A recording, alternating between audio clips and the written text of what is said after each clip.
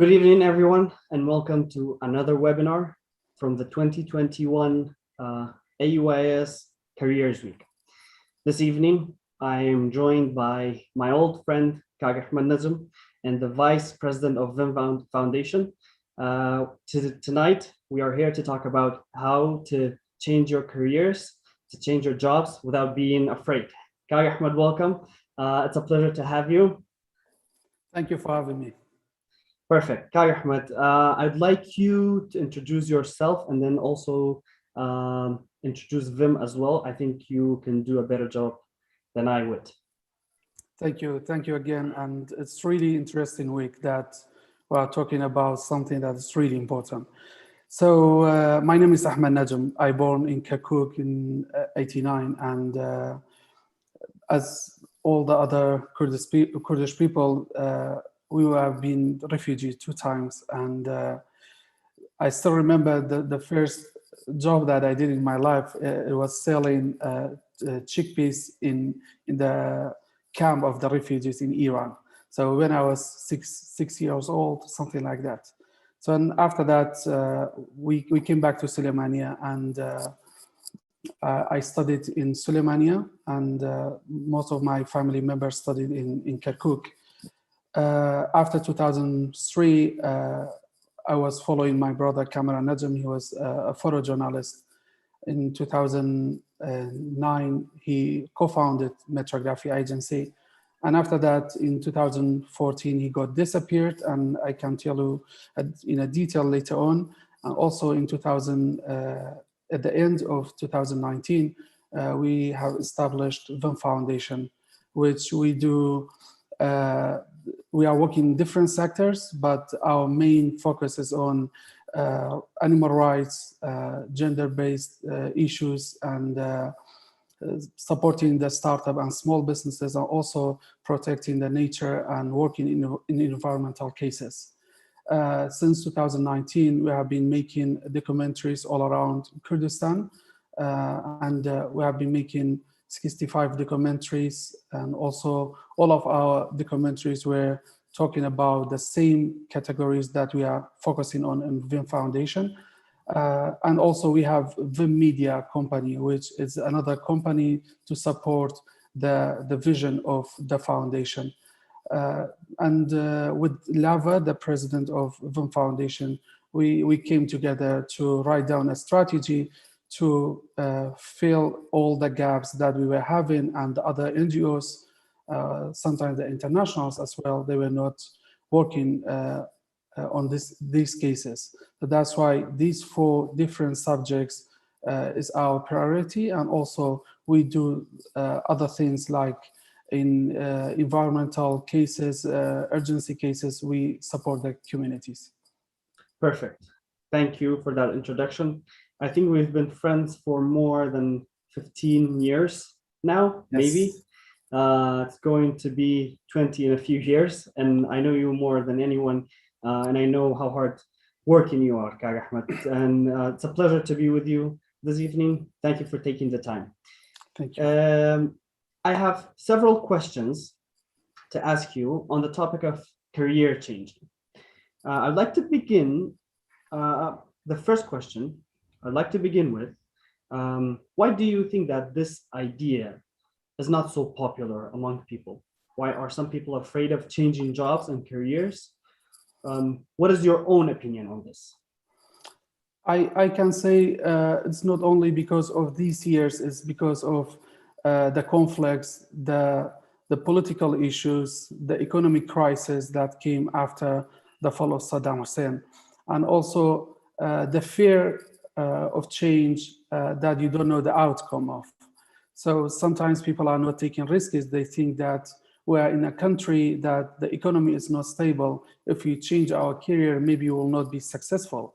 But sometimes not trying is even more riskier than not having a different career. I can give you an example about my life.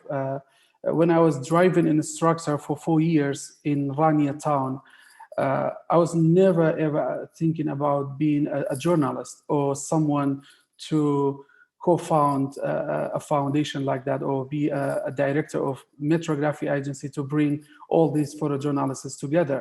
But the way that I was listening to my brother Cameron, and he was the first like a person in my life that I saw him, he was making risks. I still remember in 2003 when the explosions started to come to Iraq, and we were like not familiar with this kind of problem.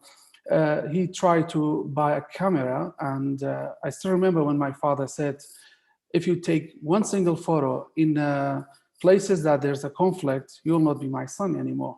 And Cameron said, okay, that's okay. I can take photo and I'm not coming home. And that was the first time in my life to see someone to say, yeah, I really care about my career, but he was having a different thinking, that he was trying to tell a story about Iraq. It wasn't about business. It was about telling story of all everyday's life. So in 2004 and 5, when I was joining him sometimes to Kirkuk, and he was bringing back photos of the explosions, and he was trying to show it to my sisters, and the photographers were competing each other, which one is taking more bloodier photo, this one is a hero.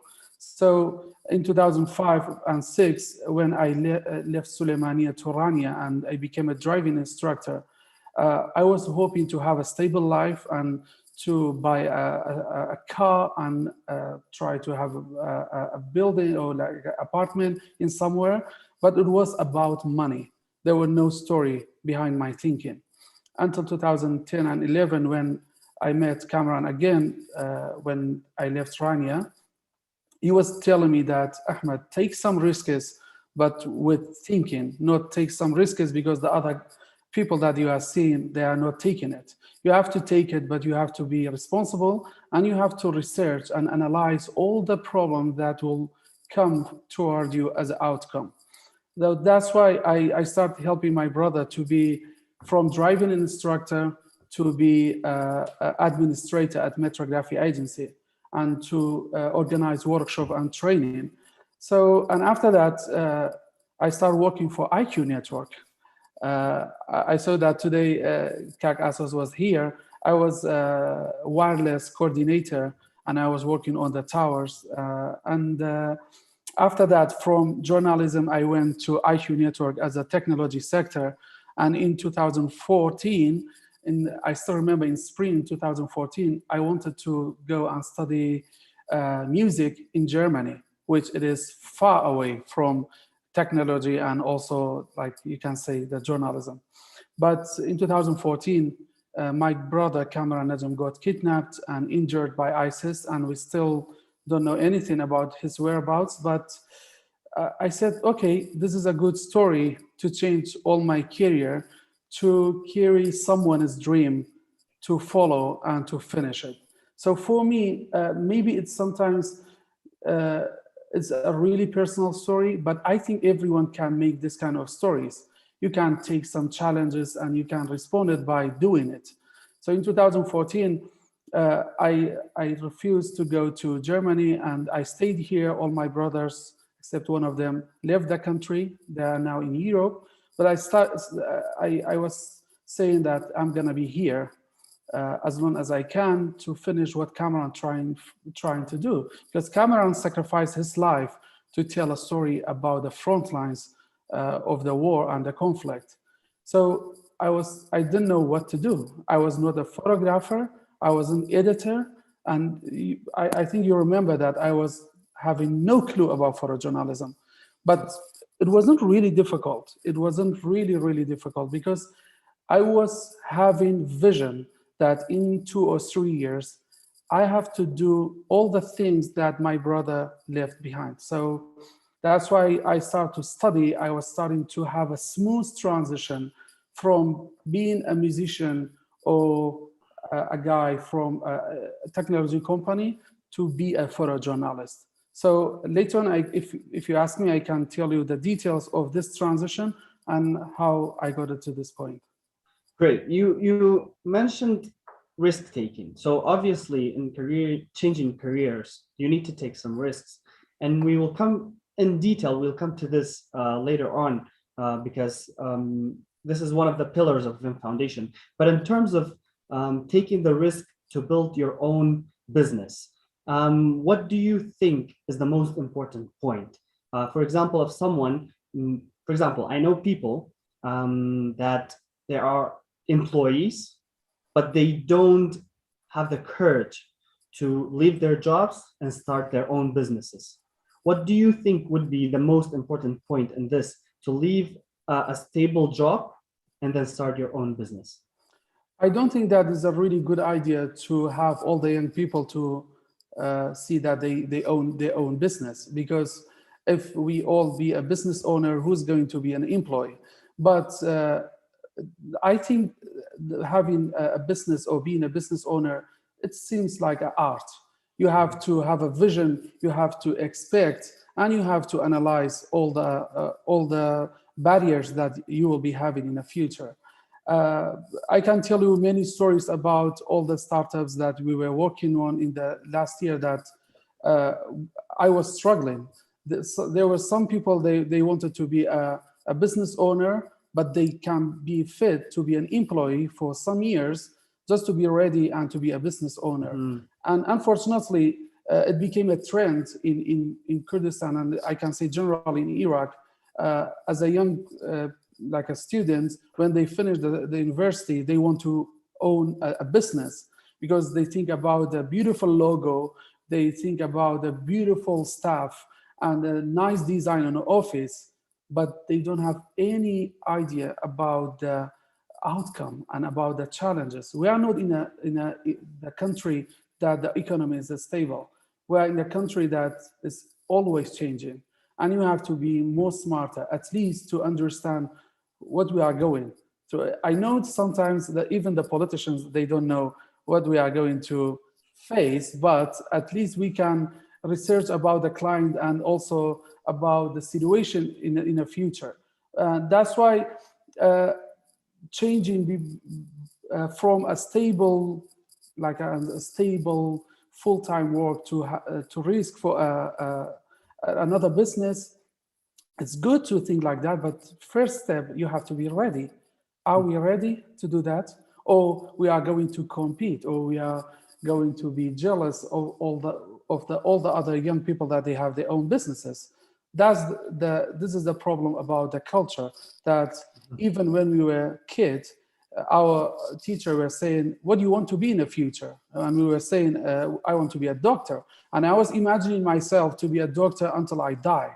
I was not thinking of to be a doctor and after that fireman and after that something else. So first of all, it's because of our education, and secondly, because of our culture of understanding businesses. While business here is not something that we can say we have it since 50. As a pure business and the online business that we have it since 2010, it's something really new for us, and sometimes taking risks and without studying the future, it's really hard. And I have data that they cannot be successful really well. Okay, so we touched on the subject. We've kind of had the introduction to the subject, but I'd like you to explain, why do you think that this is an important topic to speak about? Why is this something that people should know about, especially in Iraq and Kurdistan? I can see it from my friends. I have some friends that the amount of the time that they are trying to prove that they can be successful in some business is disaster, because they know that they cannot be successful, but they are not going to change the career. They think that they already spent 10 years or 5 years. Sometimes they are not waiting to finish 1 year. They want to change the career. And without any experience of the future work, they start to changing the career 100%. It's not a smooth transition. There's no harmony. There's no a benefit from the last career to the future career. That's why it's really important, because there's so many young people right now, they are stuck in one business. They are stuck in daily life employees, but they are not thinking about change because they think that they can stay like that and one day they will be successful. And they are listening to the motivation speech from YouTube, and they get excited from the books, but in the reality, logically, they can't, and they have to change it. There's so many photographers in all around the world. Now they are award winner photographers, but first they were taxi drivers. They were employees in somewhere. There's some doctors that they never they never thought about this industry before. So that's why there's always opportunities. And I'm guaranteeing you that the wave of taking risks in Iraq to changing career is not something like we are going to lose everything. There's always networking. There's always a group of people that they can help you. And let's try to have an evolution to fight this kind of thinking that if I'm not successful in this work, and sometimes if they are successful as well, they can change the career and to try a different and new things. I can't say that when I was driving instructor, I wasn't successful. I was making a good money and I was having a good life. But what about photography? What about having a foundation? What about all the other things that I was doing and I was feeling okay, but I was trying to taste and also try a different industry that I was thinking that I can be ready for it. Mm-hmm. I believe a lot of young people, they have the motivation, they have the mentality to start a new business or change their careers, but most people are not, as you mentioned, ready to sacrifice what they have to do in order to be successful in that change. I know all the sacrifices you've made. You've spent nights and weeks outside of your home, sleeping in tents, whatever. We can discuss that later on. But what I notice is that a lot of people, they want to do something with their lives, but they are not ready to make the sacrifices. That's true. Exactly. So we talked about the challenges that entrepreneurs face, and entrepreneurship is one of the pillars in Vim Foundation, as we mentioned before. So you have worked with several entrepreneurs in the past year due to Vim's small business initiative. How difficult is it to start your own business here in Kurdistan and Iraq, especially in Kurdistan? Because I think Kurdistan has a lot of regulations and laws and rules to start a business. What are the main challenges? The main challenges is themselves, as like first of all, themselves, the entrepreneur, they are not really studied the market. And this is the major like a conflict that we were having with them. They started the university and they finished 4 years, and after that they were thinking that they can own a business before being a volunteer, before doing any network, and before analyzing and making research about the market. And most of them, I can say 95 of them, they were thinking about selling products that they are not communicating with the clients, and they were not having all the data on the table. So this is the first issue with that. And secondly, of course, the regulation and the support of government were not really fair lately, and they are struggling with saving their names and also having their copyright and also having their own business offices. So that's why there's two different aspects. But for us as a foundation to support these young people that they have their own own dream to have their companies in the future, it is something that we were struggling with, making them to calm down. It's not going to happen in 3 months. It's not going to happen in sometimes in 5 years as well. You have to study, you have to do some network, you have to be friend with media, and you have to communicate about finding the gaps on the market. So we were helping them. We were having 6 months mentorship for them, and they were coming to our offices, and we were doing it online sometimes. We were traveling to their locations to see the development of the businesses. And fortunately, tomorrow is the last day of this program that we started. And at the end of next month, we will announce the biggest initiative program of all the Middle East. So this is one of the, like for all the students that they can hear us, they can join us in the next month. And this will be an opportunity for 5 governorates in Kurdistan. But I think my foundation is asking me to stop saying it until the end of next month. So we will publish all the detail about this program. And we are not getting tired. We are really excited of what we achieved. But I'm asking all the students that they want to join this kind of program, please try to have something that you already did some research about. And it's not only about a beautiful business, it's also about how your business can continue for the next years. So the networking and the researching were the biggest challenges for the entrepreneurs. I think a part of it is being realistic as well. As you mentioned before, some people believe that they can start their own business and within 3 months, they can have profits, they get back all the money they have invested. But a lot of companies, a lot of big companies, even like international companies, they spend years just on deficit, trying to pay for their costs. So I think being realistic is really another big important point. I have a question from the audience, Ahmed, saying content sharing is becoming ever more dynamic. How do organizations like yourselves tend to make sure people are engaged with your content instead of what social media pushes on the mass?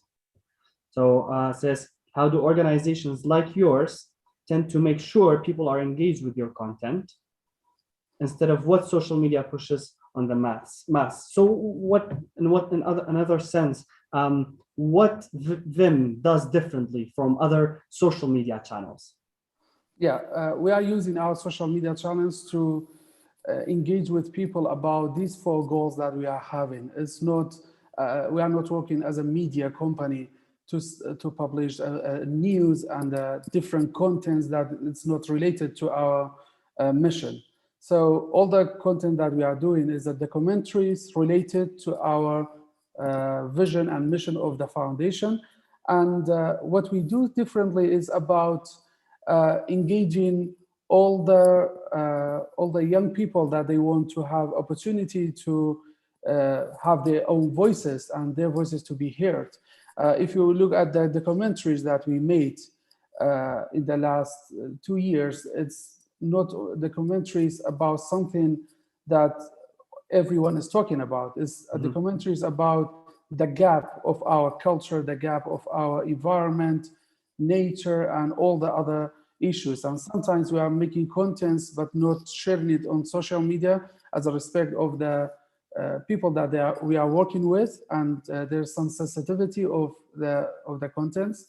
And that's why the way that we are working on social media is not everyday posters and to be sharing everything. Is about the content that we are fighting for, and also we respect the audience's eye by sharing something that they deserve it, and it's not something to just bring the followers. And we are not fighting to have more followers, we are fighting for having our vision to be clear. Ahmed, in today's Kurdish social media, I could say Kurdish social media environment, there's a lot of toxicity. Whenever you post something, whatever you post, I remember in the last few incidents with the dancing in Saholaka and then the praying, people were saying bad things to the dancing and then bad things to the praying, and the bad things that we're talking about both. And an organization like yourselves that pushes documentaries every week, on social media. How do you adapt? How do you respond to those negative comments and negative energy that comes your way? I think we replied before this event. We replied to such an event 2 weeks ago when we did an orchestra in this Sarah Square, when we brought a orchestra to play a Symphony 9 of Beethoven, and people were saying this is bad at that time, and this cannot bring money, this cannot bring salary, and this kind of negative thoughts. Of course, we are getting this negative thoughts on our documentaries as well, but the vision and the goals that we are expecting in the future to be engaged to everyone, like in Iraq and Kurdistan, is much more important than like a being sad of getting or thinking about this kind of negative. And like there's always this expression that they are saying even God, not everyone is believing in God. So you can't make everyone happy about your business, your career, because sometimes I forgot to say that sometimes we are not changing our career because of our family. We are sacrificing 20 years to make them believe that we are listening what they are saying. In fact, they are making a mistake. And after 20 years, they realize that this is wrong. They should have changed their work 20 years ago. So that's why sometimes listening to people's opinion is always great, but doing what they are saying is something is up to you. Like, do you think that this is going to help you or not? But regarding the event that happened in Sawalaka and the other event in the next day, this is expected for us as a foundation to have researched about our audiences and the emotion of people. This is expected. We are in the changing years. We are going towards a brighter years. I'm not going to say I support this one or this one, not because I'm afraid, but it's always two different thinking. But we have to expect more conflict like that. But how we deal about this event in a day after when we are calm, and how we going to compare this time that at least we have danced and we have pride in the same time, comparing to the 90s, to the 80s, we are really, really developed, and we have to appreciate this. So I'm not thinking negatively about these events, but this should be expected. I totally agree with you. The reason that I asked that question was because a lot of people, even people that I know who start their own businesses or start a new job, as you mentioned, they are really affected by negative comments by other people. And I believe exactly what you mentioned, taking a step back, just thinking for yourself, is this the right thing for you? If it's the right thing for you, then I don't think negative comments should ever affect what you want to do. If you have the passion, if you have the will to do it. I have another question. This is more for new graduates, students who want to work. As someone who employs other people, as someone who has several employees in your organization, what is your perspective on experience when you are reviewing someone's CV? For example, there you have a CV. Let's say they have a lot of experience or they have little to no experience. How do you view this? I'll tell you this from my heart. Sometimes when I'm seeing CV that, for example, she or he is a 21 years old, and she or he tried 18 different jobs or 10 different jobs, being employee for 1 month in somewhere and 2 months in other places, it make me really, really sad about that. And they got it really wrong. They were thinking that if they change all the different jobs and trying everything around in 2 years, because I have proved that there were some CVs that they were trying 14 different jobs in 3 years. So for me, I see that they are not understanding how to get information, how to get benefit from different jobs. I'm not going to say you have to do one job in 3 years or 20 jobs, but it's about understanding what you actually want. And when you go to do something like chickpeas, when I was 5 years old or 6 years old, I was making money, I was making living. But when you are 20 years old and you want to sell chickpeas, you have to tell me your story, why you still do this. And is it connected to your childhood? Okay, this is good. This is the first one. But what else?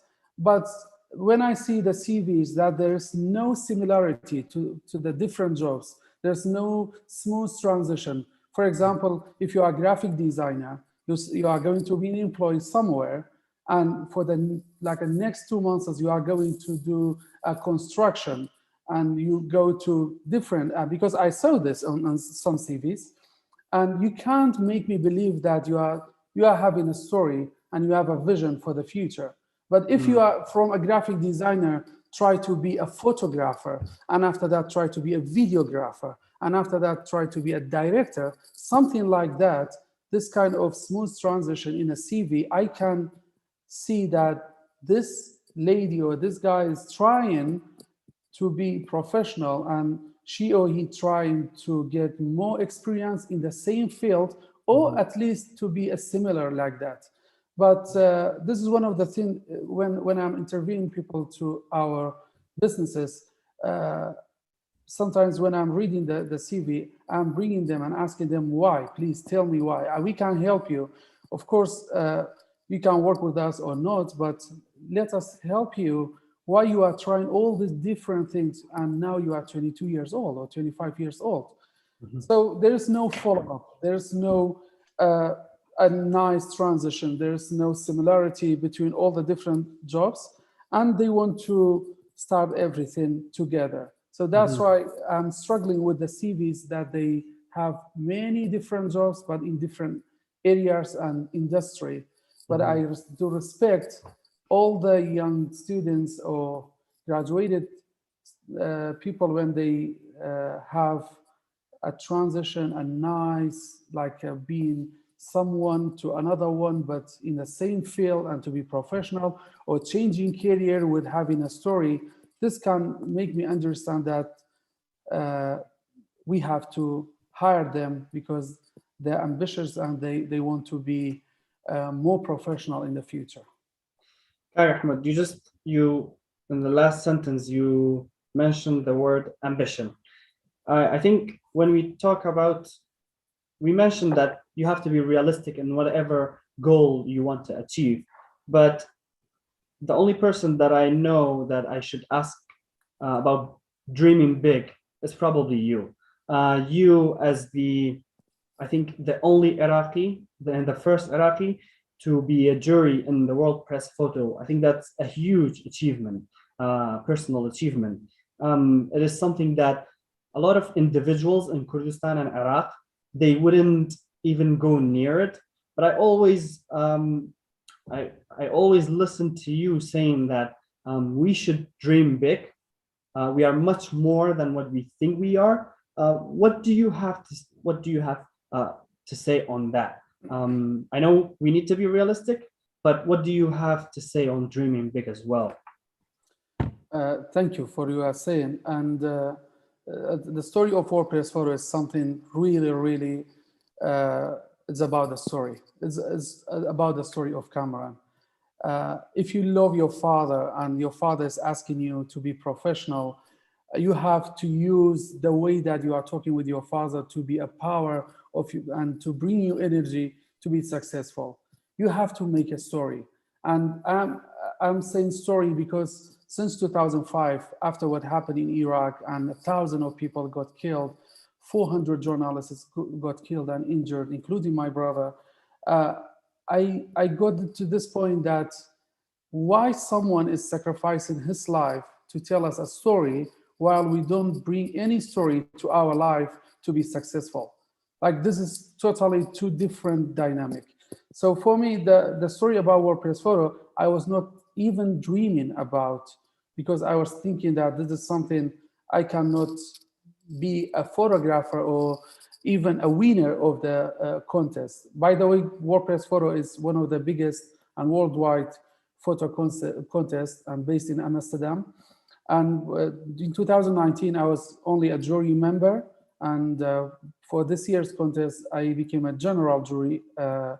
And from this experience, I got to understand that what Cameron did, there was a reason. Of course, he never wanted to be injured or kidnapped or killed, but there's some reason wants me to be in this position and finishing what Cameron believes. And because Cameron was always bringing and buying WordPress Photo book in all Europe, and he was trying to bring only the exhibition to Suleimania, and he never did. That was the last dream of Cameron. And I said, okay, let's have this dream as well. And I was carrying Cameron's dream to my life. And this year, when I became a general jury, I wasn't shocked because I was already worked for it. And you know that I know this English because of being fixed with the foreign journalists. I never studied English. So that's why if you are thinking about being someone and doing something, is about right now. It's not about tomorrow when I woke up. It's about tonight to start searching on Google, contacting people, making network, and sacrifice of your life. And I still feel so bad about not going home too often to see my family or my parents. But at the end, they are happy. In 2015, my father wanted to close down metrography, and he went to Asaish. And this is a really strange story. But in 2018, he came to one of our conferences, and he was the only one that he was standing and clapping when I was giving a speech. So you can convince anyone with your success. It's not about there's no help, there's no support. In 2014, we couldn't do anything with metrography. We were not paying our rent for 5 months. But now we have some funds, we have our network, we have collaboration, we have partner. But why? Because we were having a story behind all of what we were doing, and myself as well. Please, for all the young people that they hear me, they need to have a story. They can't do everything for nothing. And when I ask them, why you do this business, he's saying, or she's saying, I don't know, but I need money. Sometimes you can make money without business. You can do something else as a freelancer, but not having, because it's really, really risky. Ahmed, thank you so much for taking the time to be here with us tonight. It was a pleasure speaking with you. What you say is always inspirational. I hope we can talk again through our platform. Thank you everyone for tuning in tonight. If you have not subscribed to our YouTube channel, please do that now so you do not miss any of our webinars. My name is Lauren Sirwan, and I'm the Student Services Coordinator at AUIS. This webinar was organized by the Communication Departments and hosted by the Student Services Department with the help of IT Department. Ahmed, if you have any closing statements, again, thank you so much for being with us. Thank you to the audience for being with us as well. Thank you so much. Hope to see you soon. Hope to see you soon. Goodbye.